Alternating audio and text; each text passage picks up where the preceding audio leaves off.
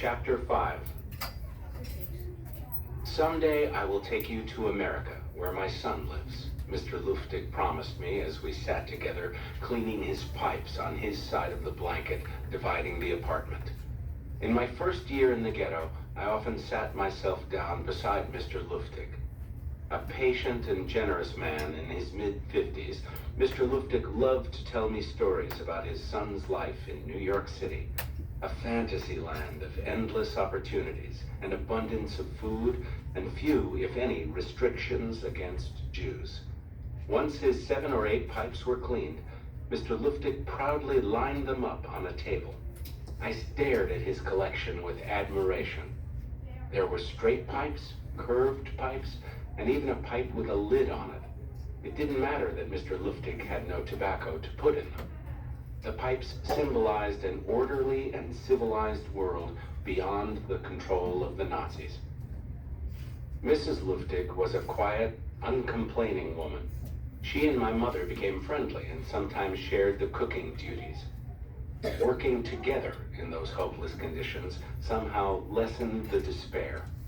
What went on inside our apartment was replicated thousands of times in the ghetto as we struggled to keep our lives and our dignity in the face of random killings, devastating diseases, worn-out clothing, and near starvation. Since some 15,000 people were jammed into an area meant to house 5,000 at most, the sanitation system was deplorably inadequate.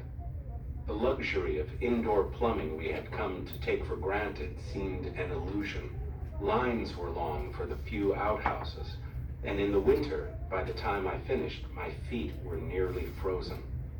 The crowding, poor nutrition, and lack of hygiene made disease rampant. From typhus to scarlet fever, from malnutrition to psychosis, illness of some kind struck nearly every family. To Nazi eyes, we Jews were a single group, nameless and faceless, except for the false distortions they attributed to us in their propaganda. Oddly, they depicted us both as subhuman and as a powerful threat to the success and future of the German Third Reich, that ideal state constituted of people just the opposite of us, blonde and blue-eyed, pure Aryans. We Jews were keeping Germany from their rightful dominance of the world, and yet we were not their opposites. Plenty of Jews had blue eyes and blonde hair, and many Germans had dark eyes and hair. Adolf Hitler, for one. But the Nazi dogma grouped the Jews as one, as the enemy of the Aryan world. For them, being Jewish was not about what we believed in, but about our so-called race. It made no sense to me, and I even wondered how Nazis could believe what they were espousing. If they had really looked at us, they would have seen human beings just like themselves, some with blue eyes, some with brown, some with light hair, some with dark. They would have seen families just like theirs, sons and daughters, mothers and fathers, doctors and lawyers, teachers and tailors, craftsmen, housewives and artists, individuals from all walks of life. But now we have been ostracized from civilized conditions, forced together in impossibly crowded living conditions deliberately designed to dehumanize the inhabitants. Yet we remain determined, in spite of everything against us, to show respect and decency toward one another. Retaining our humanity, cherishing our heritage, we fought the depravity of the Nazis with subtle forms of resistance. Rabbis resisted by conducting services on Jewish holy days. Doctors and nurses resisted by fighting to save the lives of the ill and injured and by bringing new life into the world. Actors and musicians resisted by creating makeshift stages in hidden courtyards and performing plays and skits and holding concerts, affirming that beauty and culture could exist even in the midst of the horrible circumstances of the ghetto. I remember chinning myself on the top of a fence to see one such comedy show filled with gallows humor. Even when I didn't quite get the jokes, I laughed anyway, because it was a way to show the Nazis they didn't control me. It also made me feel better for just a few minutes. Jews resisted the bleak surroundings by sharing their hopes and dreams and stories with one another, as Mr. Luftig did with me. Some people resisted by falling in love. Couples courted and married. Babies were born. Romances blossomed despite the oppression that surrounded us. It happened to my brother Zalek. He fell in love with Miriam, the daughter of a brushmaker who lived with her family in an apartment building behind ours. For my 17-year-old brother, romance was an entirely new experience and a wonderful diversion from the ghastliness of daily life. For me, his romance wasn't quite such a positive, since it meant that I now had to share my brother with someone else. As a result, I could get a little mean. Her face is pretty, but I don't like her legs, I once griped to Zalek, as if he had asked for my opinion. He could have gotten mad or defensive, but instead he just laughed and nudged me on the shoulder, saying, "One day you won't be so critical when it comes to girls." With that, he was off again to meet Miriam, to stroll hand in hand, maybe to make plans for a future life together. During Zalek's absences, I found ways to keep myself busy. I went to a secret Hebrew school in a rabbi's darkened apartment. I made friends with other boys my age, including Yosel and Samuel, whose father, Mr. Bierch, was a shoemaker. They lived in the apartment below ours. My friends and I played cards in the courtyard behind our building and explored the maze of alleyways in the area. We staged spontaneous shows of our own in the courtyard, and I mimicked a comedy routine with a hat wobbling on my head. I suspect my imitation was pretty poor, but my friends laughed all the same. I even taught myself, sort of, to ride a bike. A man in our building had a bike parked outside his apartment. One day he asked me to clean it for him. In exchange, he promised to let me take it for a spin. Though I had never ridden a bike, I was intrigued. After I finished scrubbing and polishing the bike, I climbed on, stretched my legs to reach the pedals, and wobbled a few feet before falling over.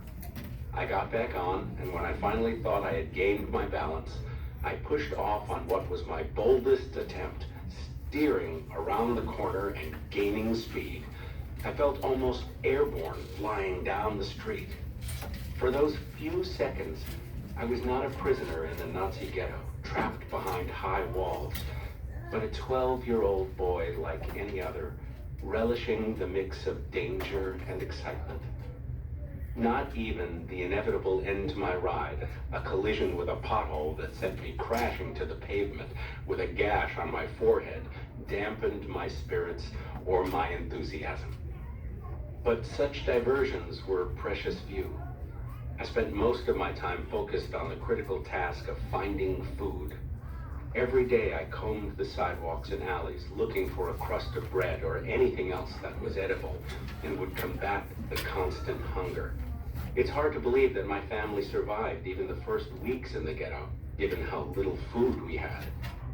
My mother concocted a variety of soups, all with water as the main ingredient, and my father, whose work permit allowed him to leave the ghetto to work in Schindler's factory, tried to bring back a potato or piece of bread. I still remember standing by his side every single evening as he emptied out his pockets, praying that buried in the lining might be an extra piece of bread we could share.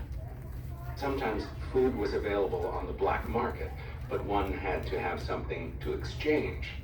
The Nazis provided limited amounts of bread, but not much else. Mr. Bierch, the shoemaker downstairs, had dealings outside the ghetto. One day he returned from a customer with galareta, a Polish dish of jellied chicken feet. Although they had little enough themselves, the family shared their meal with me. But even with a special treat like that, my raging appetite didn't subside. I was hungry, really hungry all the time. Sleep became my only relief. The only time I wasn't thinking about eating food, but frequently visions of food filled my dreams.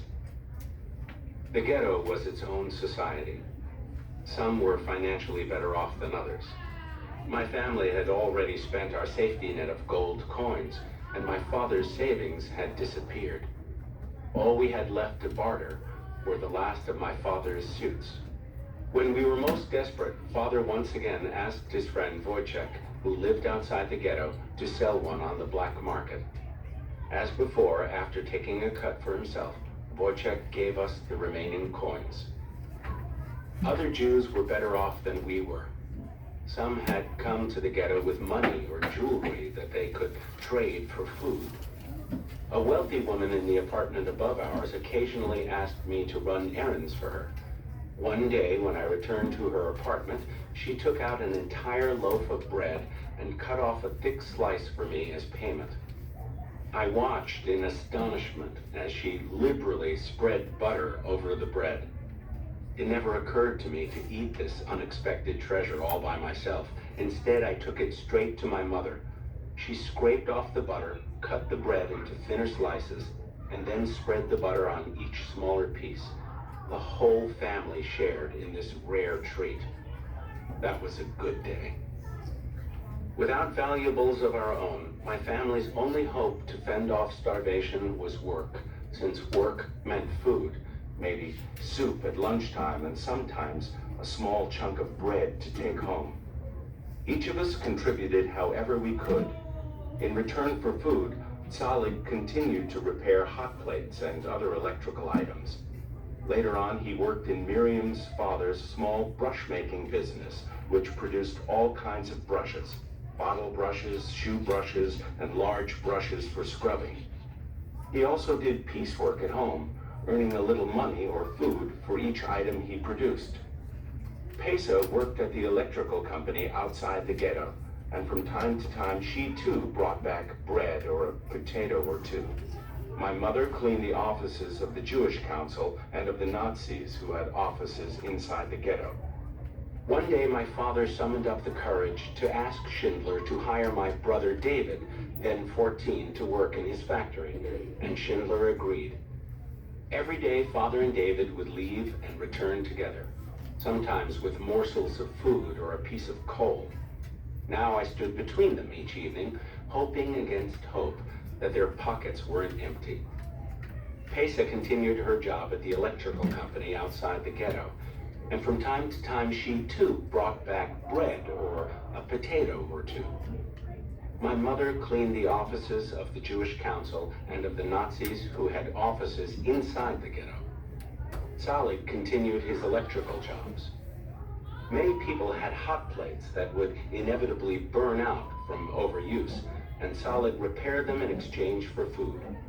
Later on, Salig worked in Miriam's father's small brush-making business, which produced all kinds of brushes: bottle brushes, shoe brushes, and large brushes to clean surfaces. He also did piecework at home, earning a little money for each item he produced, though none of his jobs provided the required identification card. Thanks to Salig, who was always looking out for me, I too started working for the brushmaker, stringing bristles through a board to make brushes for the Germans. Since I was only 12, it might seem that I was young to be working full-time, but I didn't think of myself as a child anymore, nor did anyone else. I needed to contribute to my family's survival any way I could. Did our family talk about the future or make contingency plans in case the situation got worse? In fact, we didn't. We couldn't think 2 minutes ahead when all our energy was concentrated on surviving to the next day. We stayed in the moment, determined to make it through the day unharmed. I kept up my single-minded obsession with finding food to the point where I had no time or room in my mind for other thoughts. Our single goal was staying alive long enough for our persecutors to lose the war and leave defeated. My father may have been terrified for our safety, but he kept his feelings hidden behind an impenetrable facade. He rarely spoke, and some days barely acknowledged us. He would return from a long day of work, empty his pockets of whatever food he had been able to get, and then collapse into bed. In contrast, Mr. Luftig remained outwardly cheerful. If we had a piece of coal burning in the oven, he would sit in front of it and warm his hands with one of his pipes dangling from his mouth. That was his greatest pleasure, even though the pipe was empty. Sometimes my mother would break the silence and state what we were all thinking. How will we make it through the winter? She asked repeatedly to no one in particular. How will we make it? I had absolutely no idea. At Schindler's factory, my father picked up rumors about the war from the Polish workers. He pieced together different bits of information, and from them could track the movements of the German army and speculate on what the Allied forces in Europe, led by Great Britain, the United States, and the Soviet Union, no longer a partner with Germany, might be planning. We continued to hope that the German army would soon be defeated. But in reality, we couldn't begin to know what would happen next. The scraps of information we received were frequently contradictory. In May 1942, we had our first taste of the even worse suffering to come. The Nazis announced that there would be a voluntary transport to the countryside for the Jews in the ghetto. They encouraged us to leave the overcrowded, unsanitary conditions for the fresh air and open spaces of the countryside. Some 1,500 Jews volunteered to go, thinking that anything must be better than the squalid environment they were in. By June, however, the Nazis were past the nicety of asking for volunteers. Instead, they demanded that all non-essential Jews, which meant mainly the elderly and those without jobs, vacate their apartments and leave on the transports. My father's work papers from Schindler's factory protected our family from deportation, but the Luftigs had no such protection. With little warning, they were ordered to pack their belongings and report to the main square of the ghetto. There was no time to help them prepare or even to exchange goodbyes. As the deportation proceeded, I rushed downstairs to the shoemaker's apartment to get a street-level view of what was happening. Scores of our friends and neighbors, including some of the boys with whom I had studied Hebrew and watched the makeshift comedy skits, silently and dejectedly walked down the main thoroughfare toward the train station. I peeked over the windowsill and searched for the Luftigs. Eventually, they trudged by, suitcases in hand. I meant to wave or to send them an encouraging sign, but I froze in fear when I saw the German guards marching beside them, prodding them along with their rifles. Mr. Luftig kept his gaze fixed forward, blank and impassive. Did he see me out of the corner of his eye? I couldn't tell. I could only hope. Eventually, the Luftigs disappeared from sight, swallowed in a sea of thousands. I remained in my spot by the window until the last of the deportees passed by. Then, with a heavy heart, I climbed the steps to our apartment. "They're gone," I said sadly to my mother, telling her what she already knew. "He left you this," replied my mother, handing me an old-fashioned glass-lined thermos bottle.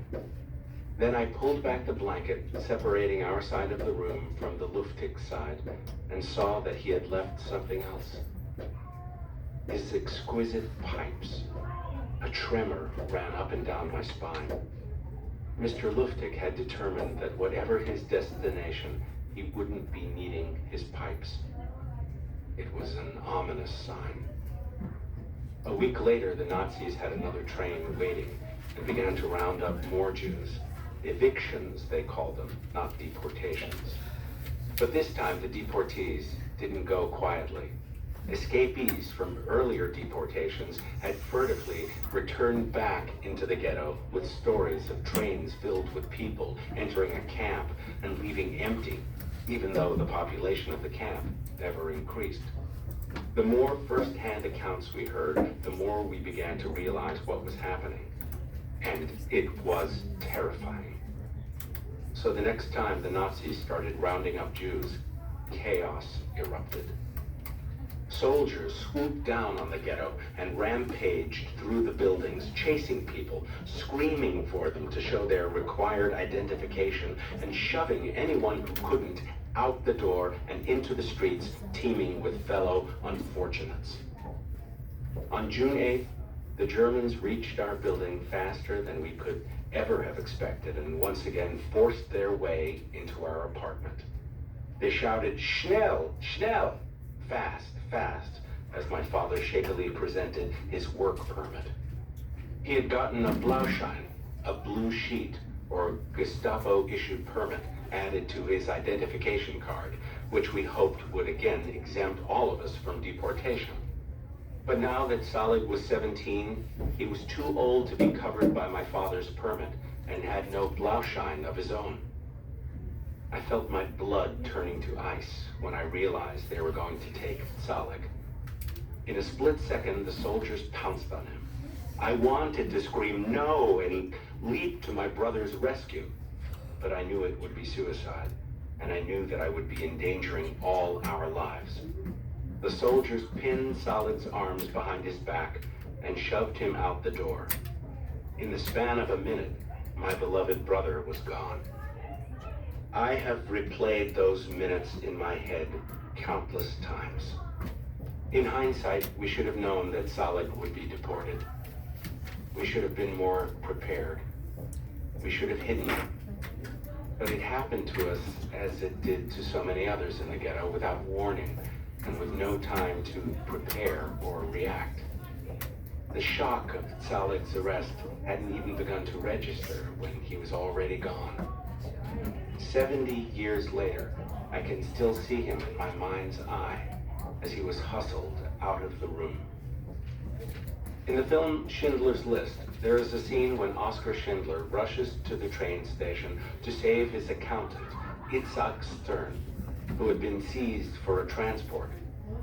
Schindler reaches the depot barely in time to yell Stern's name and pull him off the train just as it starts to move. What the film doesn't show is another scene that Schindler told my father about afterward. As he was frantically searching the cattle cars filled with people, looking for Stern, Schindler spotted Salig and recognized him as his worker and Moshe's son. He called out to him and told him that he would get him off the train, but Salig was there with his girlfriend Miriam. Since no one in Miriam's family was working for Schindler, there was nothing he could do to save her. Salig told Schindler that he couldn't leave Miriam. That is the kind of young man he was. He wouldn't desert his girlfriend even when it would have secured his own safety. In the next days, we heard that the train had gone to a camp named Belzec, where rumor had it that people were being gassed. I remember wondering, how long would Salig be able to hold his breath in the gas chamber? Would it be long enough to survive? All I could do was hope that somehow my dearest brother had been spared or had found a way to escape.